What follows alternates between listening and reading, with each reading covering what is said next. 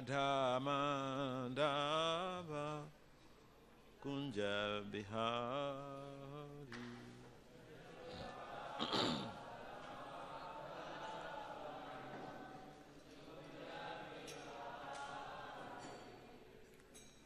Jaya Radha Mandava Kunja Bihari.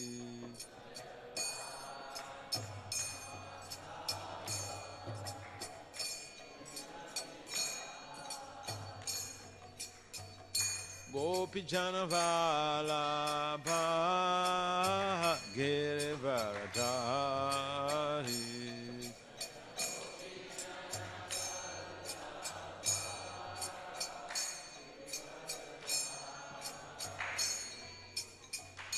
Gopi Janavalabha Girivaradhari.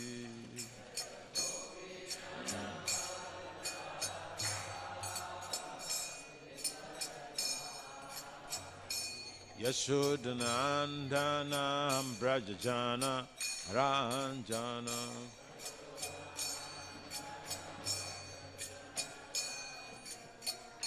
Yashodanandanam Brajajana Ranjana.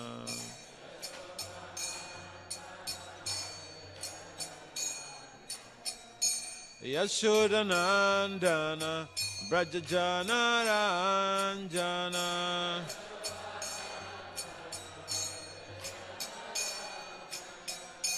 Jamunatera Vanachari.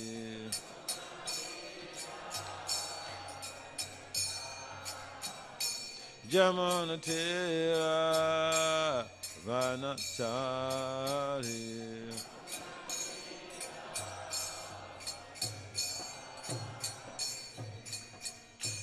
Hare Krishna, Hare Krishna, Krishna Krishna, Hare Hare, Hare Rama, Hare Rama, Rama Rama, Hare Hare.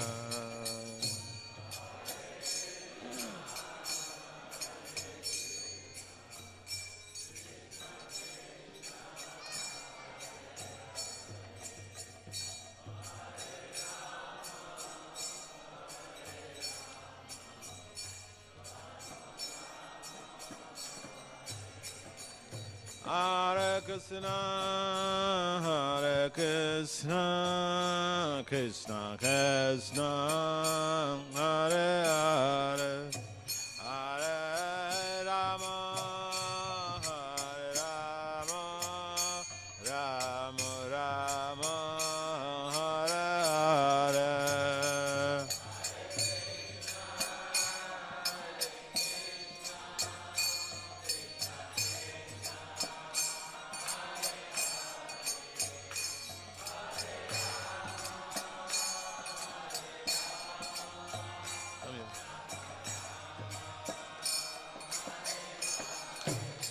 Hare Krishna, Hare Krishna, Krishna Krishna, Hare Hare, Hare Rama, Hare Rama, Rama Rama, Hare Hare.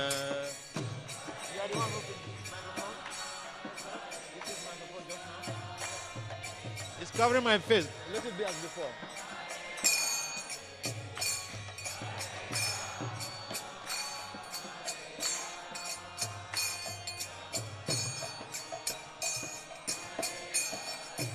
Hare Krishna, Hare Krishna, Krishna Krishna, Hare Hare, Hare Rama, Hare Rama, Rama Rama, Hare Hare.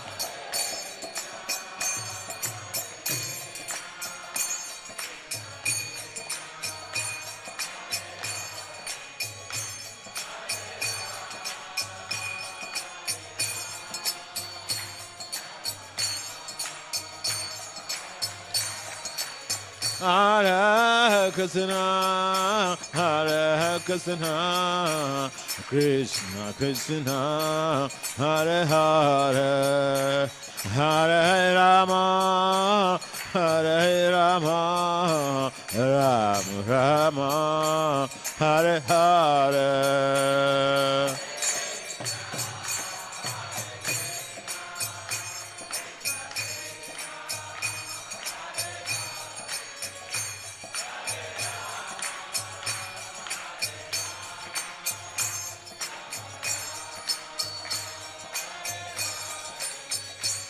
Hare Krishna, Krishna Krishna, Hare Hare, Hare Rama, Rama Rama, Hare Hare.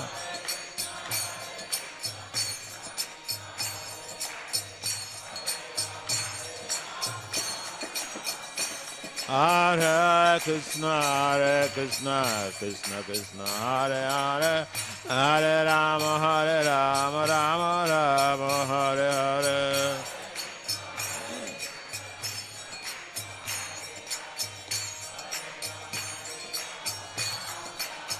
Jaya Prabhupada, Jaya Prabhupada, Prabhupada, Jaya Prabhupada.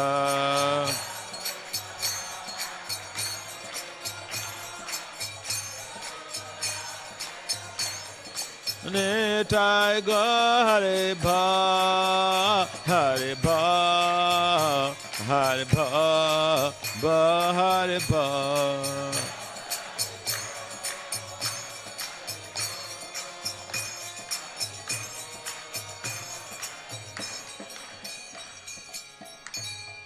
Jaya Vishnupad Paramahamsa Parivrajacharya Astotha Satat Shrimad Divine Grace ISKCON Acharya Srila Abhacharya Vinda Bhakta Vedanta Swami Papa Maharaj Ki Jai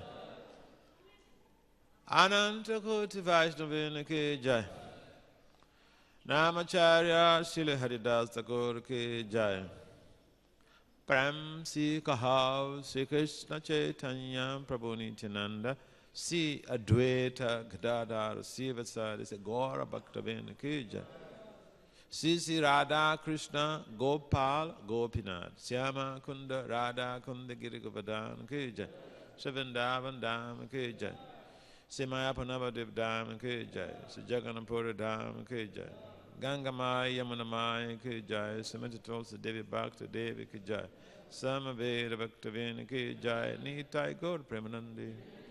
All glories to the sum of devotees. All glories to the sum of devotees. All glories to the sum of devotees. All glories to Sisi Gauranga Ranga.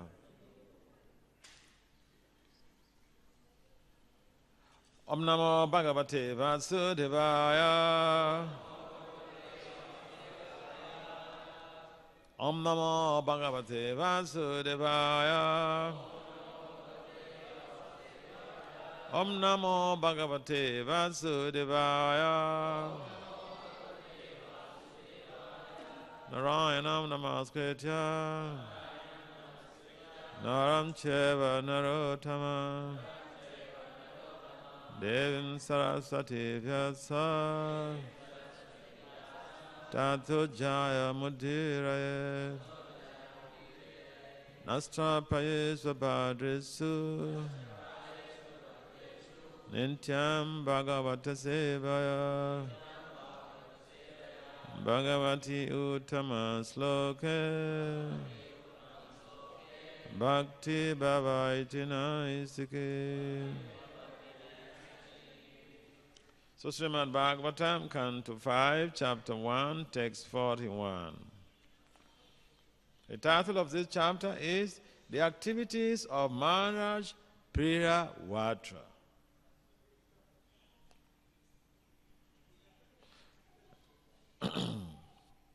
So those of you who have been coming to the Delhi Temple Bhagavatam class regularly, you have been exposed to this story of Maharaj Priyavrata, and today's text apparently is the last is the last text for this chapter. And The next chapter will be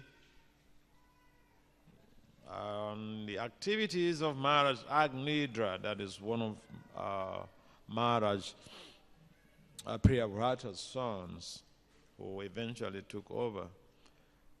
So,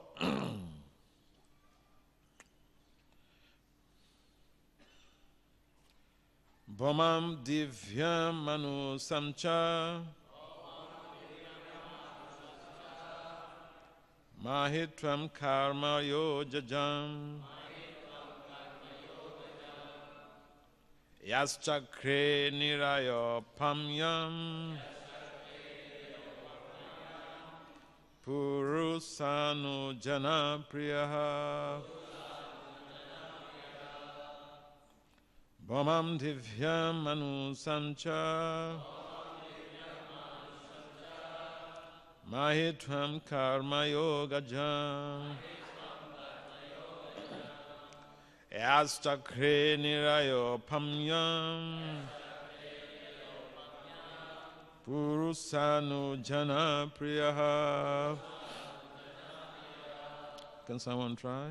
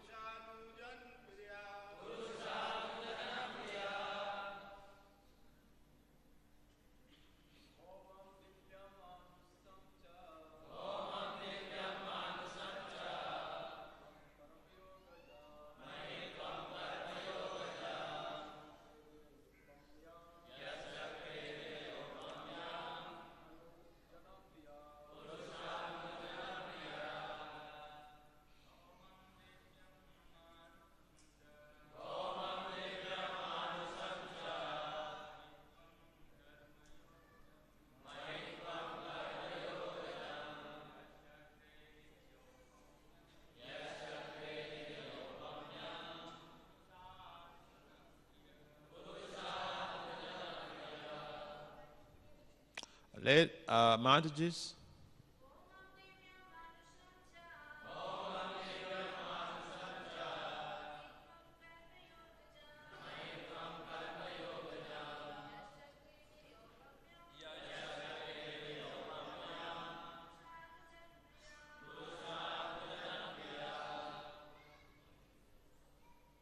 Any more Mataji's? All right. Word for word translation, Brahman of the lower planets, Divyam, heavenly, Manusam, of human beings, Cha, also, Mahitvam, all opulences, Karma, by fruitive activities, Yoga, by mystic power. Jam, born. Yaha, one who. Chakre, deed. Niraya, with hair. Or pamyam, comparison or equality. Purusa, of the Supreme Personality of Godhead. Anujana, to the devotee. Priyaha, most dear. So translation and purport by His Divine Grace is confounded Acharya, Srila Abhacharanavinda, Bhaktivedanta Swami Prabhupada Maharaj Ki Jai, Srila Prabhupada Ki Jai. Translation: as a great follower and devotee of the sage Narada, Maharaj Priyavrata considered hellish the opulences he had achieved by dint of fruitive activities and mystic power, whether in the lower or heavenly planetary systems or in human society. Please kindly responsibly repeat. as a great follower and devotee of the sage Narada, Maharaj Priyavrata considered hellish the opulences he had achieved by dint of fruitive activities and mystic power, whether in the lower or heavenly planetary systems or in human society. So let's listen to the Papa's top purport with rapt attention. Srila Rupa Goswami has said that the position of a devotee is super excellent, that a devotee does not consider any material opulence worth having. There are different types of opulences on earth, in the heavenly planets, and even in the lower planetary system, known as Patala. A devotee, however, knows that they are all material and consequently is not at all interested in them. I've stated in the Bhagavad Gita, Param Dristva Nivartate. Sometimes yogis and jnanis voluntarily give up all material opulences to practice their system of liberation and taste spiritual bliss. However, they frequently fall down because artificial renunciation of material opulences cannot endure. One must have a superior taste in spiritual life, then he can give up material opulence. Maharaj Priyavrata had already tasted spiritual bliss. Therefore, he had no interest in any of the material achievements available in the lower, higher, or middle planetary systems. Thus, end the Bhaktivedanta purports to the 5th canto, 1st chapter of Shrimad Bhagavatam, entitled The Activities of Maharaj Priyavrata.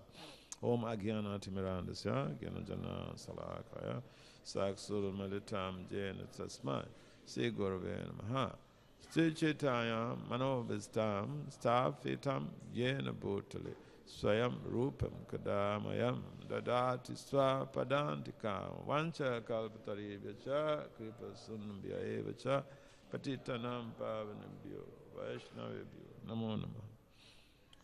Jaya Sri Krishna Chaitanya, Prabhu Nityananda, Sri Advaita Gadadhara, Sivasadi, Sri Gaura Bhaktivinoda. Hare Krishna, Hare Krishna, Krishna Krishna, Hare Hare, Hare Rama, Hare Rama, Rama Rama, Hare Hare. Namo Vishnu Padaya, Krishna Pistaya Bhutale, Srimate Bhaktivedanta Swami Itinam, Namaste Saraswati Deva, Gauravani Pichari, Anirvisesa Sunyavadi. So, this is an interesting text and purport because it is so common these days that there is that spirit of artificial renunciation. People have heard about yogis giving up everything, moving to the forest. People have heard about kings giving up their kingdom and moving to the forest to perfect their existence. And so often also you find people tend to become artificially renounced. What are we going to renounce in this world? Everything actually is Krishna's belonging in this world, even our intelligence. So, in Kali Yoga, Falgu Varaga is very common. False renunciation is so pervasive. People try to become spiritual and they become artificially renounced. Renunciation is in the heart. Of course, it's also from without. But to be artificially renounced is not prescribed in the Vedic literatures. At least it's not prescribed in the Shrimad Bhagavatam. And so here we find the case of King or Mara's Priyavrata, and we have heard the stories of how even the Supreme Lord of this universe, Lord Brahma, had to come down to meet him at the Gandhamandan hills, where he was receiving instruction from his spiritual master Narada Muni, all in the bid to try to convince him to take up from his father's kingdom. Swayambhuva Manu, my Priyavrata, King Priyavrata, is not an ordinary prince. He was the son of Swayambhuva Manu. So, think about it. Opulence, that is his natural inheritance. Money, rupees, heroism. In India it's very common, to find people, they joke among each other. Apne hero hai?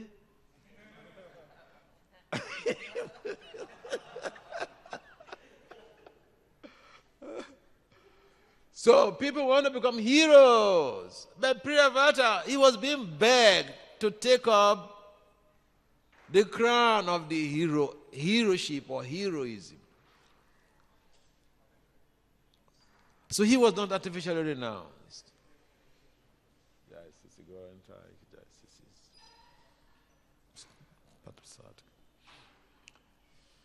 So we are talking about different types of renunciation, the two major types of renunciation, the Phalgu Vairagya and Yukta Vairagya. Rupa Goswami mentioned this in his Bhakti Samhita Sindhu. So, for those who have taken to the path of Bhakti or Rupanugas, we at the literatures of the Vaishnava Vedanta advocate Yukta Vairagya, not Phalgu Vairagya, not falsely renouncing everything. Oh, this is Maya. Oh, this is Maya. This is Maya. I cannot touch money. I cannot, no building. I like to live in a cave in the forest. No problem. You do that. But in the International Society for Krishna Consciousness, we don't advocate those type of false renunciations. Rather, Rupa Goswami says we should use everything in Krishna service. Why? Because everything actually belongs to Krishna. So, we don't tell people, well, you don't need education because, when you know Krishna, Krishna is everything. So a number of us have known Krishna for years. Prabhu, how many years you've known Krishna now? You've been practicing Krishna consciousness? 6 years. So that's not, if you are going to university, you could have gotten your, if you start first degree in some courses, you could get your master's in 6 years. So that's a long period. So someone, if you study someone for 6 years, at least, if you don't know them, if you don't know that person much, you have known that person to a very great degree.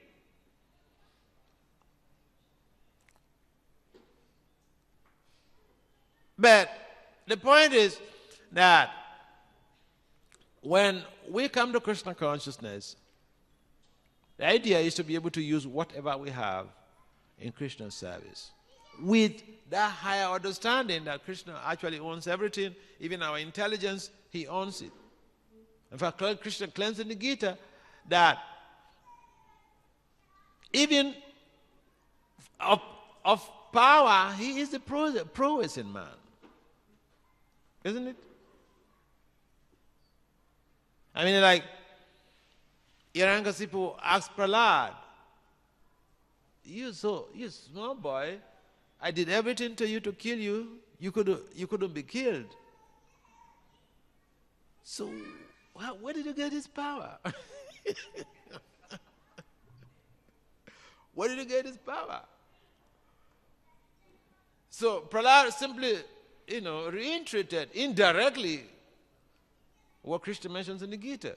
Because his father had a lot of power.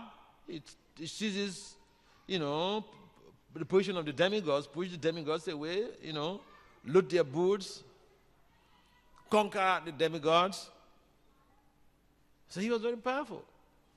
But he never asked himself, where did I get the power? He's asking his son because he was being so resistant to his evil change. Whenever you initiate a change, whether in an organization or in a family, there are bound to be people who will resist the change. So Prahlad, his father tried to change him to become demoniac like him, but he resisted the change to the maximum. So the father was surprised. He tried to kill him, he couldn't kill him. So he said, where did you get your power? So Prahlad said, the same source. Where you got yours? He was being polite. But in some cases, in their discussions, in the dialogues, Prahlad and his father's dialogue, in some cases he was really very unpolite. But in this instance, he was polite. He said, it's the same place you got yours. So, when we become involved in devotional service, automatically the power also, we are endowed with some potentials. Some power also comes along with our service to Krishna. The power that will enable us to execute Krishna consciousness. The power that will enable us to resist temptations. It comes along with Krishna consciousness. They are not separate because Krishna consciousness is all embracing. And we try to execute Krishna's instruction. That instruction is encapsulated with some power. It's encapsulated with some empowerment. And therefore, process of devotional service is simple. We're not saying give up your family, give up your wife, give up your children. No, we're not saying that. Rather, the scriptures, the Vaishnava Vedantic literatures advocate use everything in Krishna's service. Make Krishna the center of your activities. And you will be perfectly happy. Of course, if you choose to be brahmachari, a lot, over half of the work is already done. Your leg is already going into Vaikuntha or Krishna Loka. Because the most difficult thing to give up is that epitome of sense gratification. The highest epitome of sense gratification. It's so difficult to give that up. Why? Because we have been conditioned for so many billions and millions of years.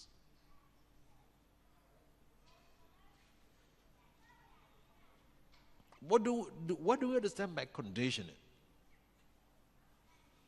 Professor Pavlov, he generated an experiment just to demonstrate what conditioning means. When we say we are conditioned souls, sometimes we don't even understand what we are saying.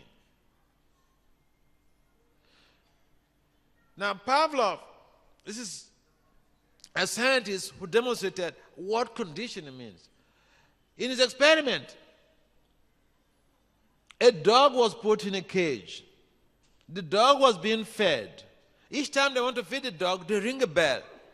And some scanning is done. They discover that each time they ring the bell before even the dog starts eating the meal, the dog will be salivating.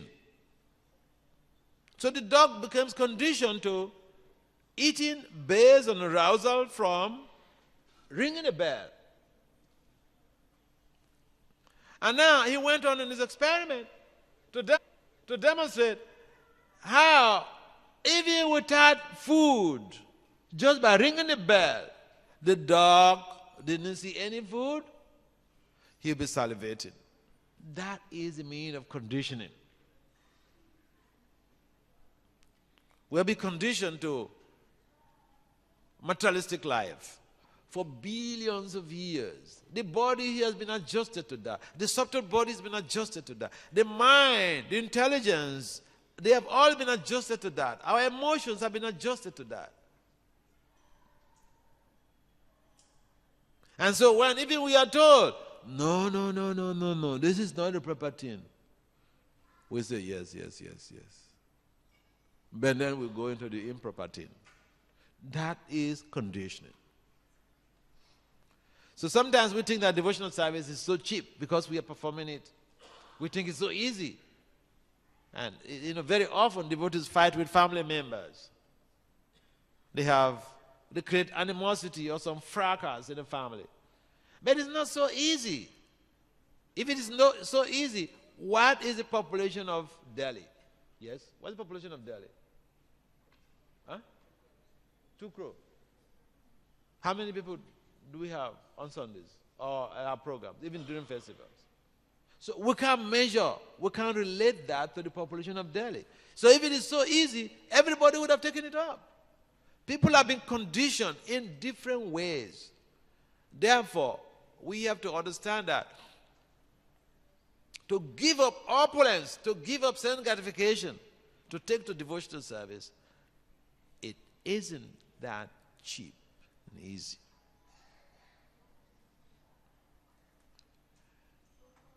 At the same time,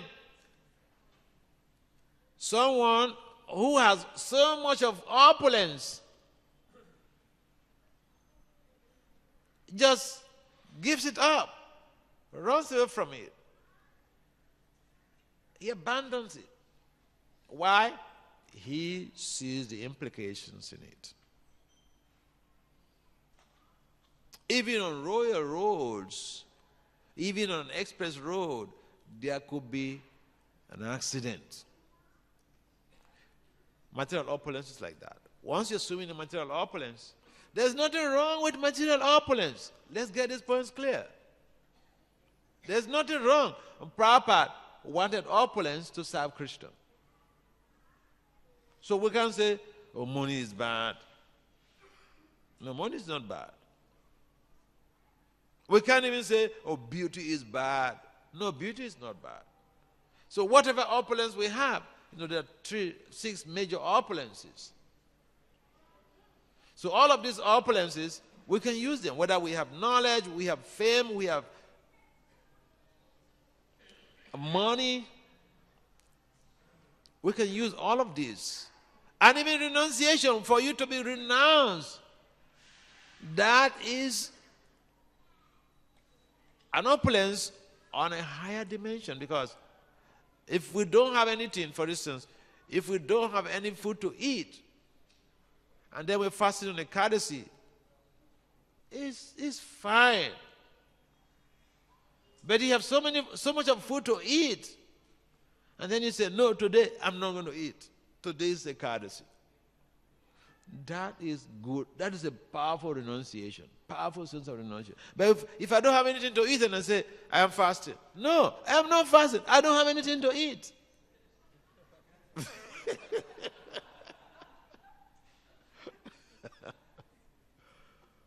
So, the life of Priyavrata, King Priyavrata, is very important.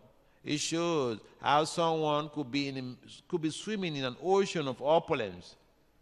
And it says, damn you. Let me get out from this place. So we find that even Lord Brahma came to beg him.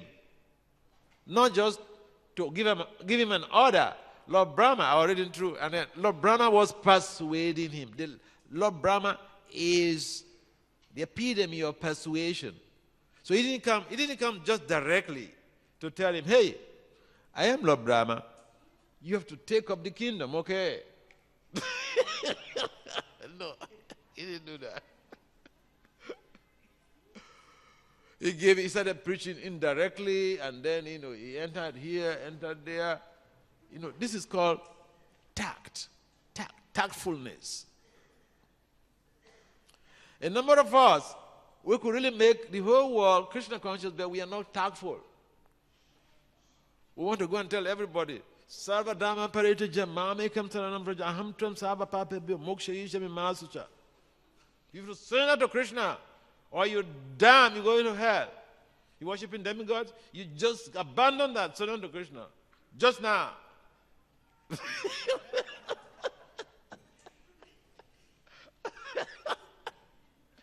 It means we don't have tact. Read the story. You see what Brahma did to convince Priyavrata to take up the kingdom. Very persuasive, tactfully persuasive. So we have everything in our literatures. If you want to be an adept in persuasion, you can get found in the Bhagavatam.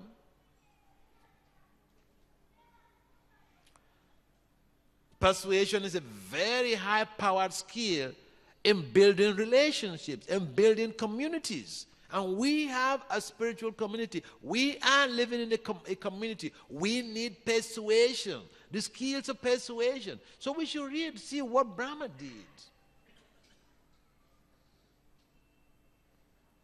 If we have that persuasive skills, a lot of the quarrels that go on, a lot of the conflicts that go on in our movement wouldn't be there.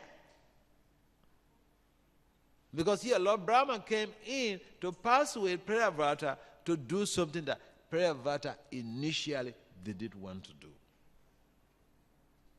But he didn't come to order him. Look, I am the Lord of the universe. You do this or the highway.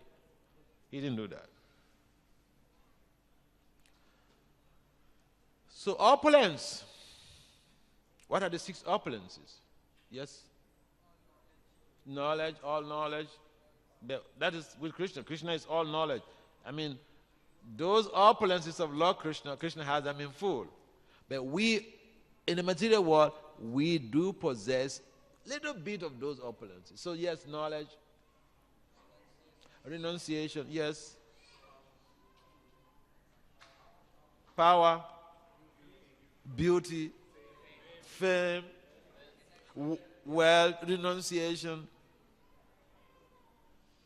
So the brahmacharis, you have to understand that you have a very great opportunity to perfect your existence. You know, some people, I've seen a number of people, professionals, and then they complain, oh, I wish I made this movement when I was younger.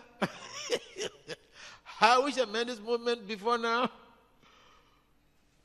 Because the complaint is that they are already engaged in so many activities, they can't really become detached. But now you find a case of Priyavrata. He didn't find any difficulty in the detachment. And how do we become detached? How do we become detached? Yes.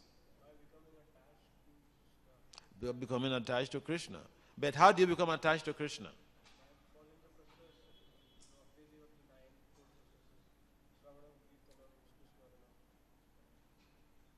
Yeah, Krishna gave a very simple stages.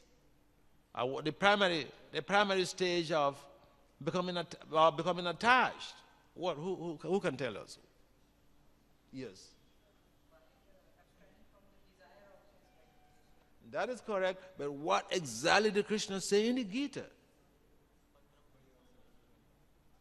Krishna mentions that by contemplating on the object of the senses, one becomes attached. So if you want to become attached to Krishna, to become detached from material situations, contemplation, thinking, contemplation, what we are thinking is what determines our future. Our thought patterns create our behavioral patterns. This is what Krishna said in the Gita. That is an exceptional Vedic psychological construct that is giving you an idea, or giving us an idea on how to become attached or how to become detached. And how to become detached? Again, is contemplation.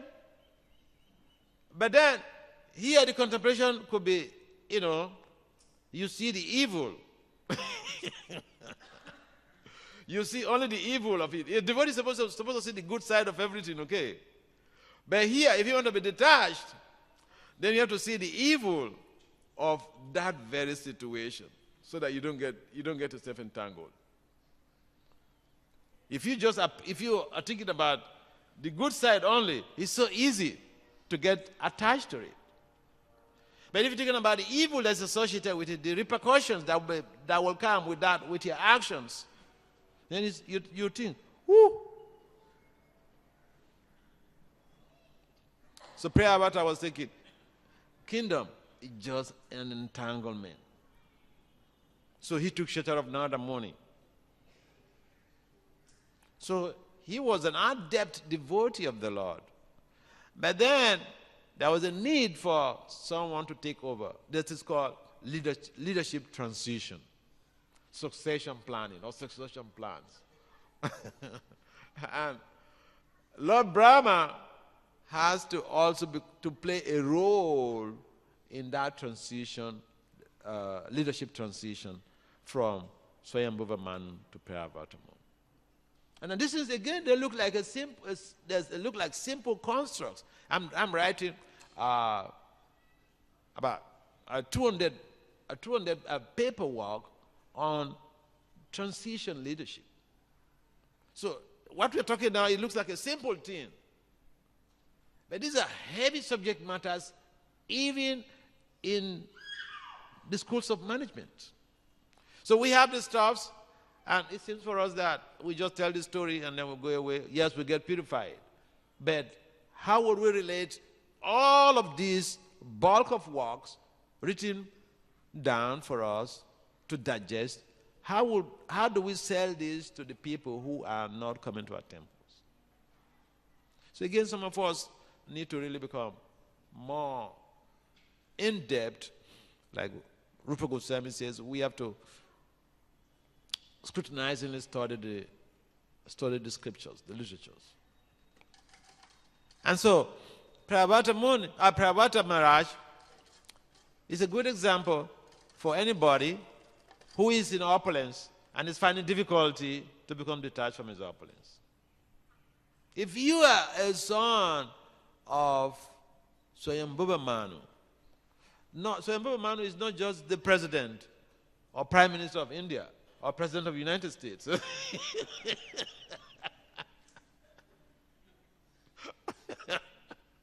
Oh yeah. But he was able to become detached, to become involved, to serve the Lord.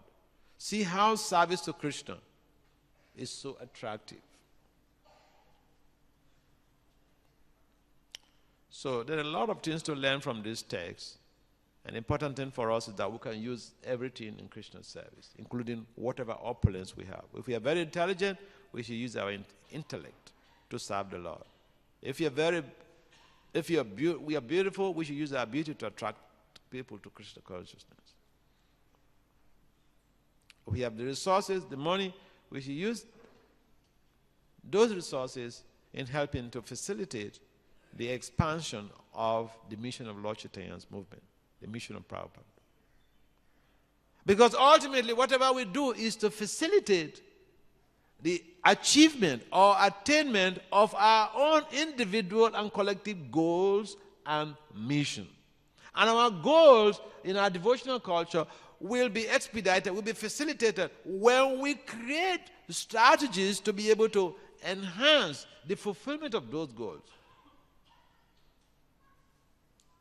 And so coming to the Bhagavatam class is one of those preeminent factors in terms of facilitation of individual achievement of our devotional goals. Because when you come to the Bhagavatam, Nasta Prayesu Abhadresu. When we hear the Bhagavatam,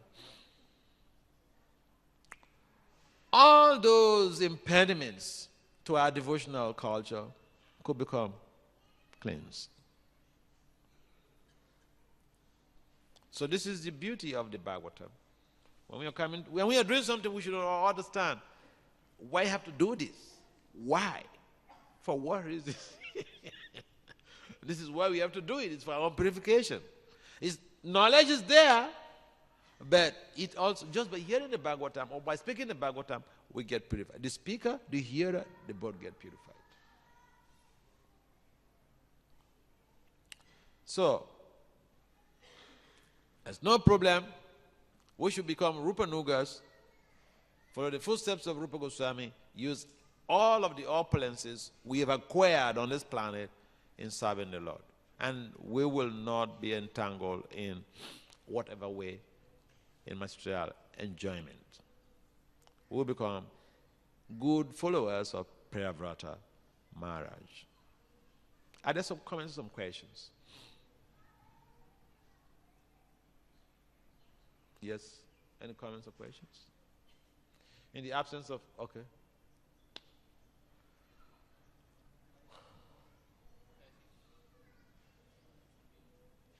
Do you have you don't have another mic?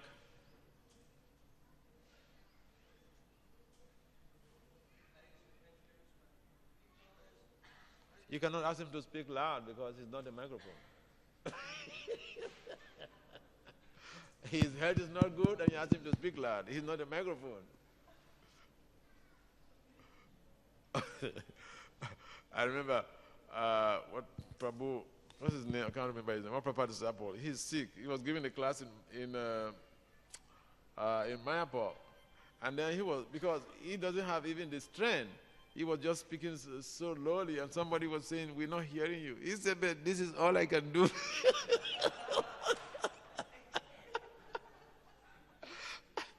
Okay. Hare Krishna. Thank you, Maharaji.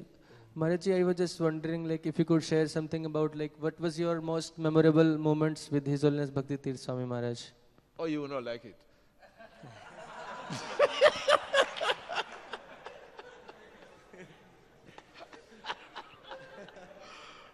You will not like it. You want to hear? Yes, Maharaji. So, all right. I remember one time I was his regional secretary. So then he came. So I was going to travel with him. When he comes, he travels to all of the temples in the country. That time I was in Africa. And so, but then he had a secretary. So that's why, this is where I said, you will not like it. He had a secretary, a female secretary, very beautiful lady, super beautiful lady. So, at that time, I was a brahmachari. I was a very tough, rugged brahmachari. So, but then I was to travel with him and the secretary. So we had to travel with a Pojo wagon. Yeah, one seat behind the driver, and then another seat behind. So, being a brahmachari, no association with women. So when I came into the car, I went to sit at the back. He normally would sit with the driver in the front. So the lady, the secretary, was sitting behind the driver. So being a brahmachari, I went to sit behind. So then he came down. We were going to travel. So he came down, and then he saw me in the car right at the back. And he said, "Oh, Vasudev, come and sit with Himawati here."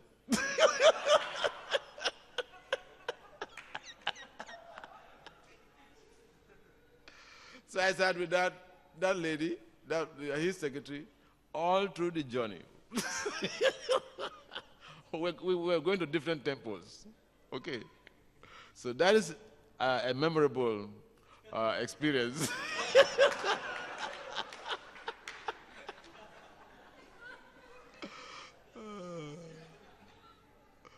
So sometimes I'm in Mayapur, and I see how the brahmacharis are really like superlatively protected.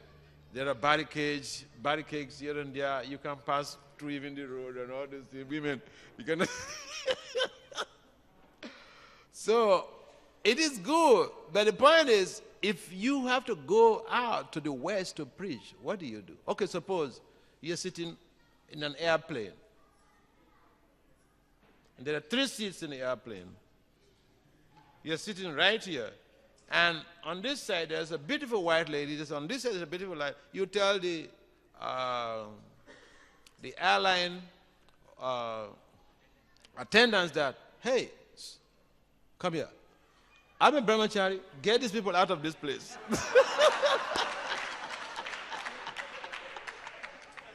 Are you going to tell them that? So we should be practical. We should prepare our devotees to go into the war front. Yeah. He prepared us in that way. Yeah. Bhakti Swami, he prepared us in that way. So when I was in Africa at that time, it was tough. It was really tough. But if you survive it, you can be a hero anywhere in the world.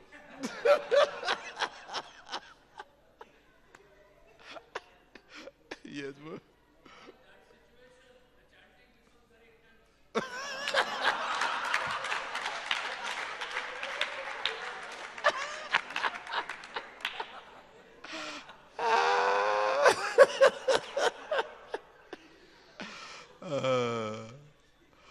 Yeah, that's true. Chanting has always been intense, and the point is that we will be tested at any moment, whether we want to salvage ourselves. And see, again, back to Africa, when I was in Africa, like the temple where I joined, there was this big building, 1, 2, 3, 4 floors or so. So temple hall was downstairs. And the female brahmacharinis, they were staying on the top floor. The same staircase that the females, these beautiful girls and the handsome boys, will pass through to Mungarat. Oh yeah. So if you survive, you can be a hero anywhere in the world. So that's why I said you will not like it, you know? All right, it's already 9 o'clock. Srila Prabhupada ki.